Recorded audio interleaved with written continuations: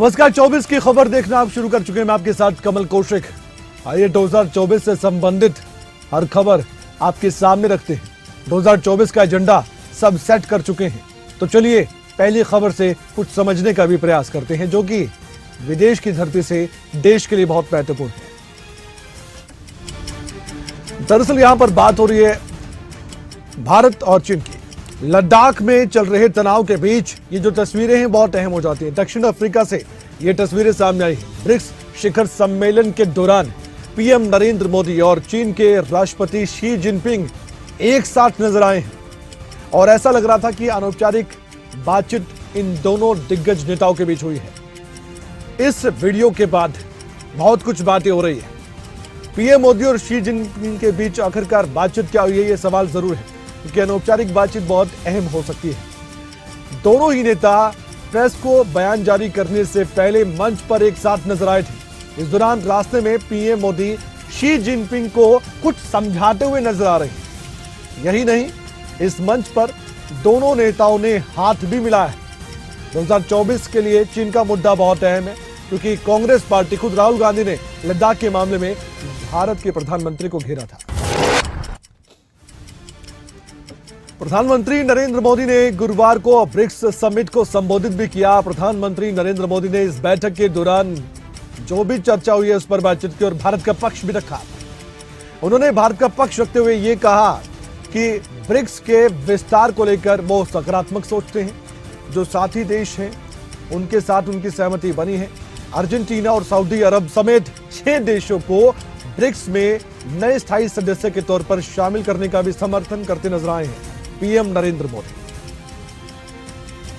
BRICS की सदस्यता में विस्तार का हमेशा से पूरी तरह समर्थन किया है।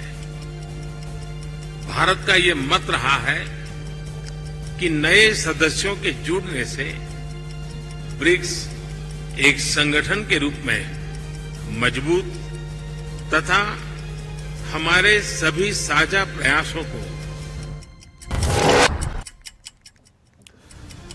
अब भारत की बात करते हैं और भारत के उस राज्य की बात करते हैं जहां पर चुनाव होने जा रहे हैं। जहां मध्य प्रदेश की हम बात करें, चेहरा आपको याद होगा, पूर्व मुख्यमंत्री कमलनाथ। अब लगातार बयानबाजी बहुत तेज हो गई है और हाल ही में अमित शाह ने मध्य प्रदेश पहुंचने पर कांग्रेस पर जमकर सियासी प्रहार किया था और रिपोर्ट पेश करने को भी कहा था। इसी को लेकर अब वार पलटवार जारी है। ऐसे में अब कांग्रेस के नेता कमलनाथ ने भी इस मामले में अपनी प्रतिक्रिया जाहिर कर दी है और मुख्यमंत्री शिवराज सिंह चौहान पर ही निशाना साध दिया है और कह दिया है कि मुख्यमंत्री शिवराज सिंह चौहान कुछ भी कहें या कुछ भी वो रिपोर्ट अपनी ओर से पेश करें, मुझे मध्य प्रदेश की जनता पर भरोसा है। मध्य प्रदेश के मतदाता किसी भी कलाकारी से गुमराह नहीं होने वाले। सुनिए। जो कुछ बोल ले, जो कुछ नाटक कर ले, जो भी रिपोर्ट बना ले, मध्य प्रदेश की जनता पर मुझे पूरा विश्वास है।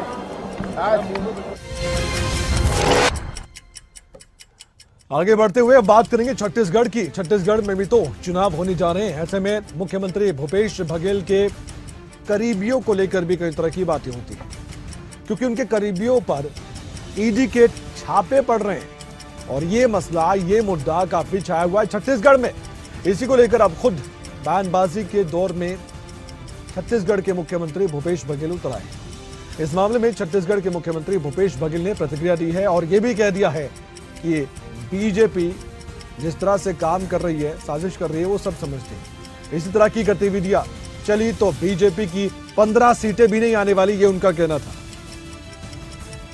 भारतीय जनता पार्टी हार चुकी है और इसी कारण से ईडी, आईटी ये लोग चुनाव लड़ रहे हैं, उनको ठेका दे दिया गया है और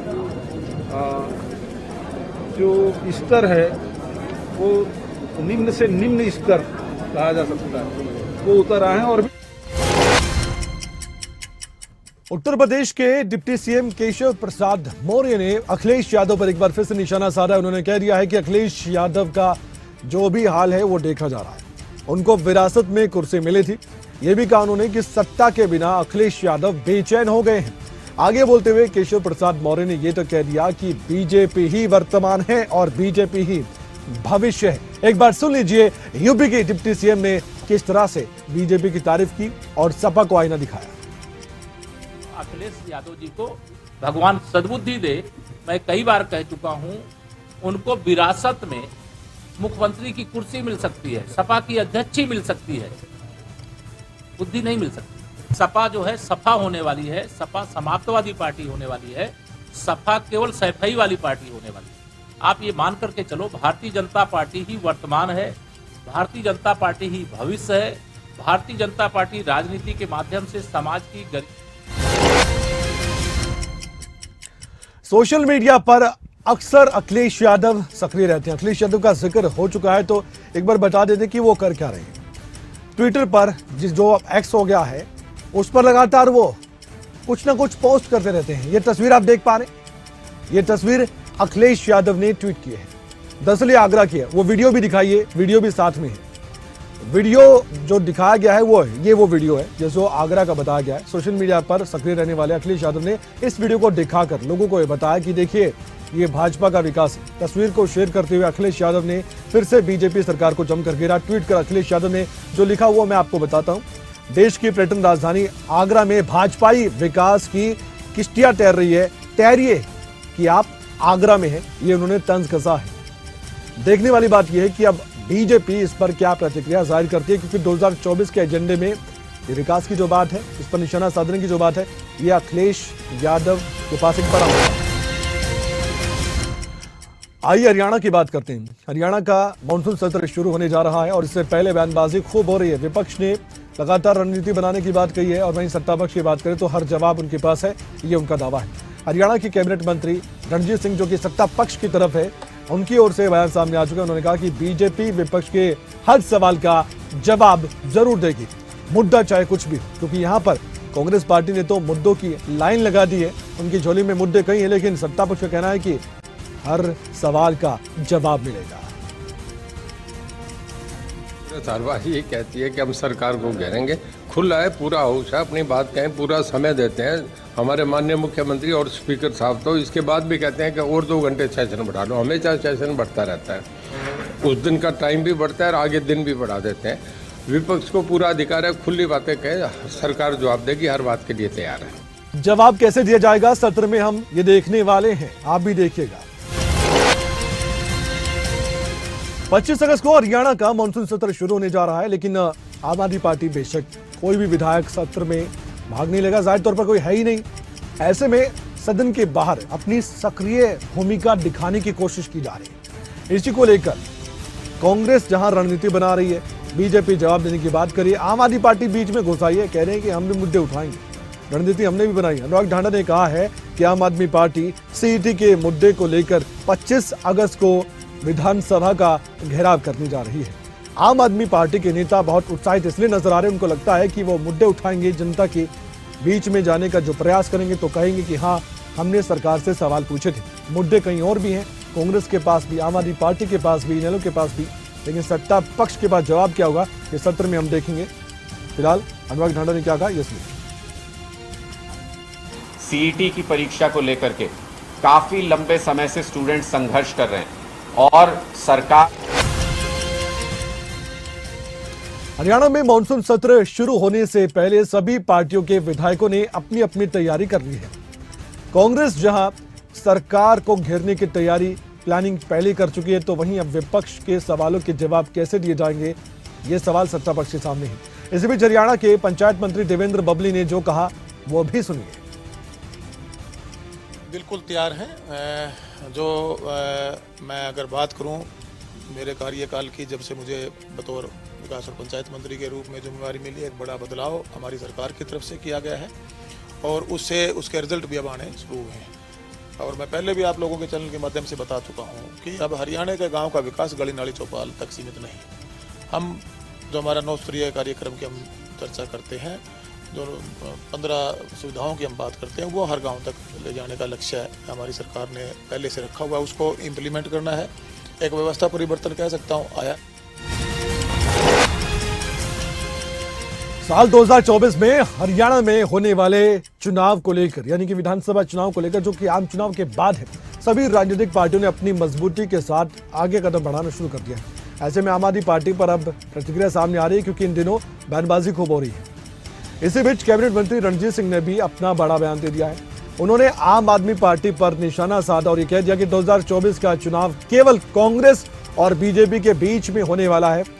आम आदमी पार्टी कहां से आ गई, ये जरूर उन पर निशाना साधने वाले विरोधी कहते हैं। सुनिए रणजीत सिंह का बयान। केजरीवाल जी ने दिल्ली में बड़े आंदोलन चलाए, आज तक एक पार्लियामेंट की सीट नहीं मिली, हर चुनाव से पहले करते हैं। गुजरात में, हिमाचल में बड़े आंदोलन चलाए, एक सीट नहीं मिली। कर्नाटक में जाके अपने झंडे गाड़े, वहाँ सीट नहीं मिली। हरियाणा के लोग बहुत राजनीतिक क्षेत्र हैं, कहीं कुछ नहीं मिलता। हरियाणा में फाइट ही बीजेपी और कांग्रेस में, तीसरे की कहानी नहीं है।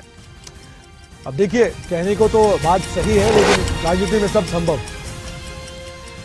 आगे बढ़ते हैं। अंबाला में लोकसभा की सीट खाली हुई। उपचुनाव की बयानबाजी के बीच अब लगातार सबके लक्ष्य निर्धारित किए जा रहे हैं। अब लोकसभा उपचुनाव होगा, इस क्षेत्र के लिए नहीं होगा, ये तो आने वाला वक्त बताएगा, लेकिन आम आदमी पार्टी सक्रिय हो रही है। इस सीट पर जीत का दावा भी ठोका जा रहा है। आम चुनाव आने वाले वक्त में होंगे 2024 में, लेकिन क्या उपचुनाव होगा, इस सवाल पर जवाब दिया जा रहा है। हरियाणा में आम आदमी पार्टी के नेता बहुत उत्साहित नजर आ रहे हैं। चित्रा सरवारा की बात करें तो उन्होंने जो बयान दिया है अंबाला लोकसभा सीट को लेकर, एक बार वो आप सुनिए। देखिए, उपचुनाव अगर होता है, क्योंकि उस पर एक सवालिया निशान आज की तारीख में बना हुआ है, अगर उपचुनाव होता है तो आम आदमी पार्टी पूरी ताकत से इसे लड़ेगी। उत्तरी हरियाणा के अंदर आम आदमी पार्टी का आज तक का परफॉर्मेंस बेस्ट रहा है, चाहे वो हमारे निकाय के चुनाव थे 2022 में, चाहे उसके बाद वो जिला परिषद के चुनाव थे, और उस वक्त जब पार्टी ने बहुत ज्यादा ग्राउंड पर काम नहीं किया था, कोई संगठन।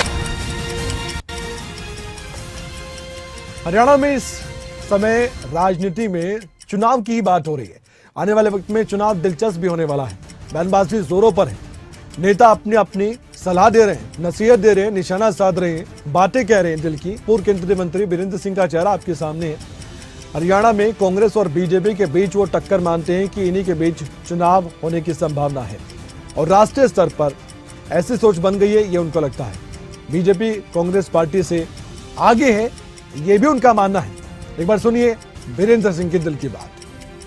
हरियाणा में दो ही पार्टियों में चुनाव की संभावना है, कांग्रेस और बीजेपी के बीच। और बीजेपी का मैं इसलिए ज़्यादा समझता हूँ कि एक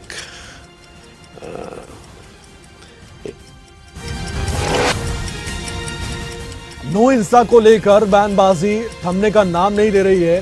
सत्ता पक्ष और विपक्ष आमने सामने कई बार हो चुके हैं, और इस बार नाम आता है उस नेता का जो है पूर्व मंत्री कैप्टन अजय यादव की हम बात करें।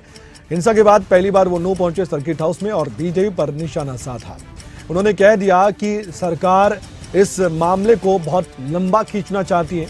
उन्होंने तो ये तक कह दिया कि 2024 के चुनाव को देखते हुए ध्रुवीकरण की राजनीति बीजेपी कर रही है, ये भी आरोप उन्होंने लगा दिया।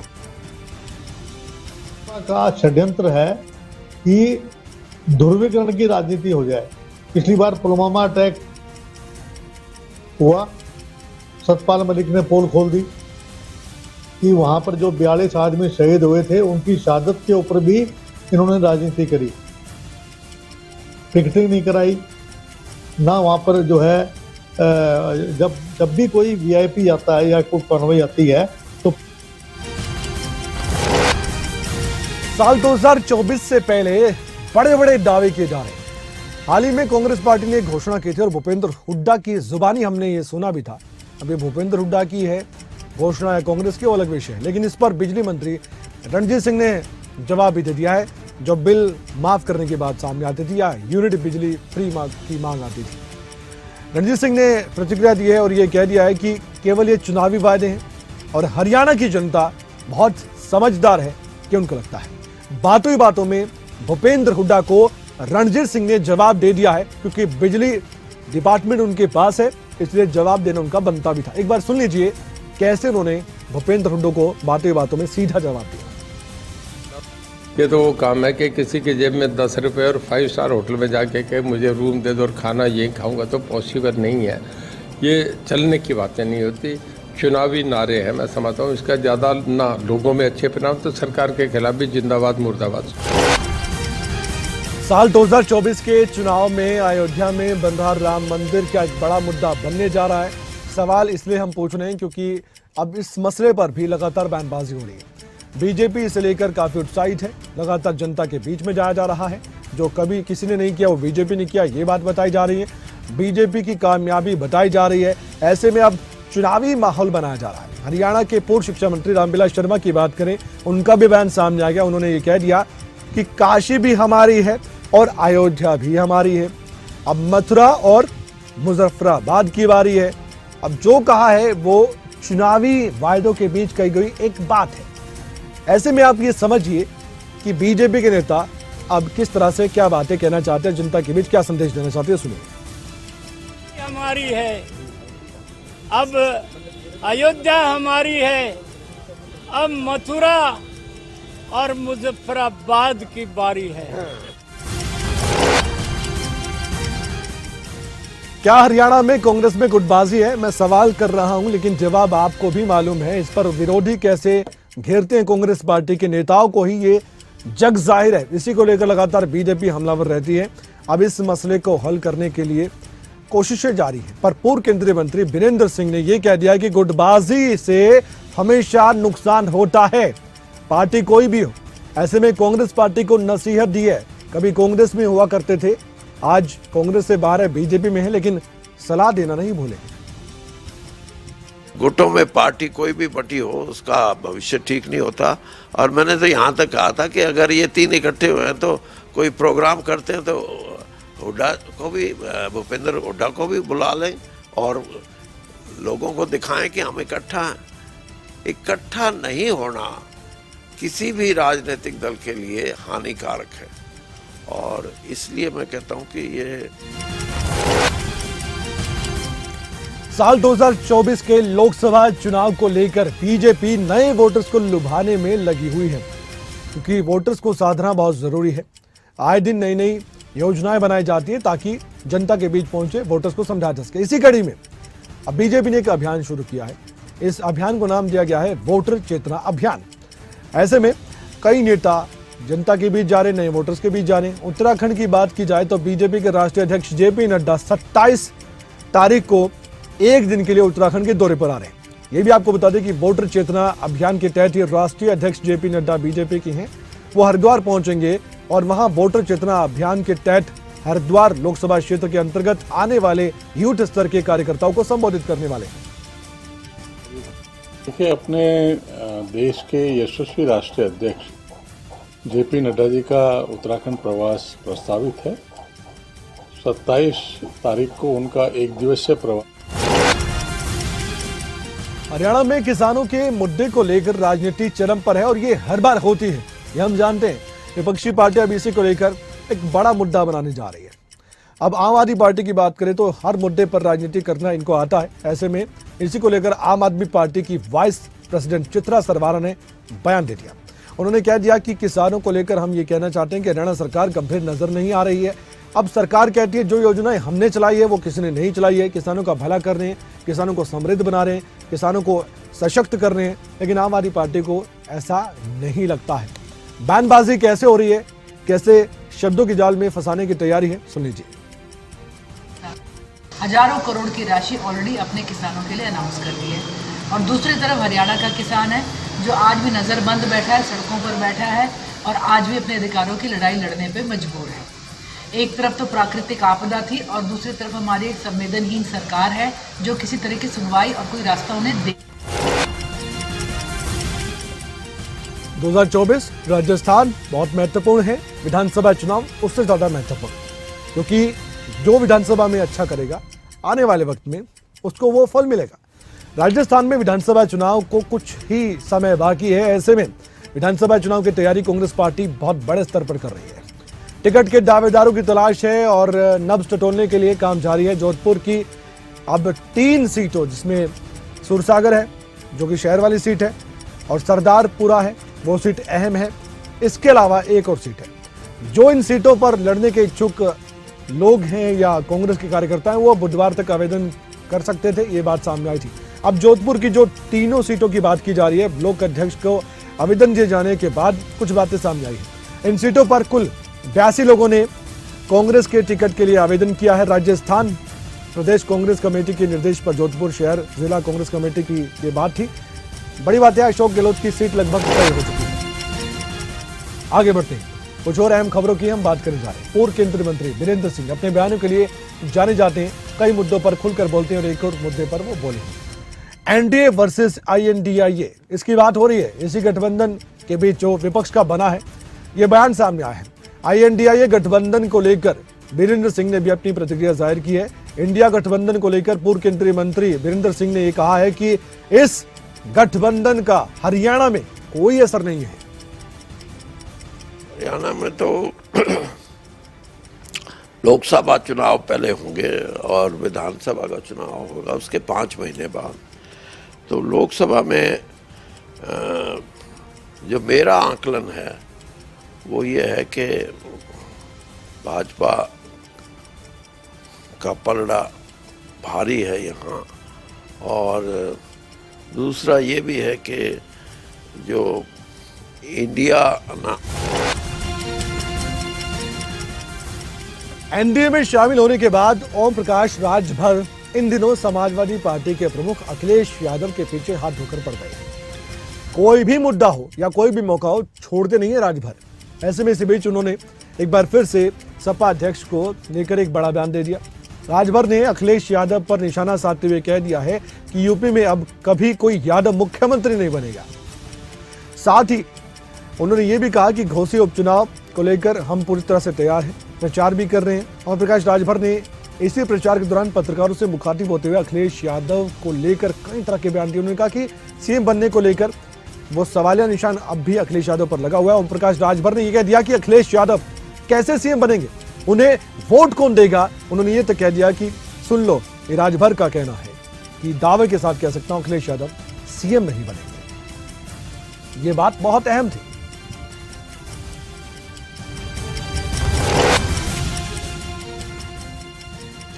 कांग्रेस ने कोसली के रहने वाले अविनाश यादव को हरियाणा में एक बड़ी जिम्मेदारी सौंप दी है। एनएसयूआई के अध्यक्ष के पद पर हरियाणा के लिए उनका नाम सामने आ चुका है। इसी को लेकर केंद्रीय नेतृत्व ने कांग्रेस प्रदेश अध्यक्ष उदय भान से भी परामर्श किया था। उदय भान ने अपनी ओर से इस चेहरे को नाम आगे कर दिया है। अविनाश यादव के बारे में थोड़ा सा बता दें आपको, काफी समय से एनएसयूआई में सक्रिय भूमिका निभा रहे हैं। इससे पहले वो काफी पद पर भी तैनात थे। एनएसयूआई को एक जिम्मेदार चेहरे की तलाश थी हरियाणा में।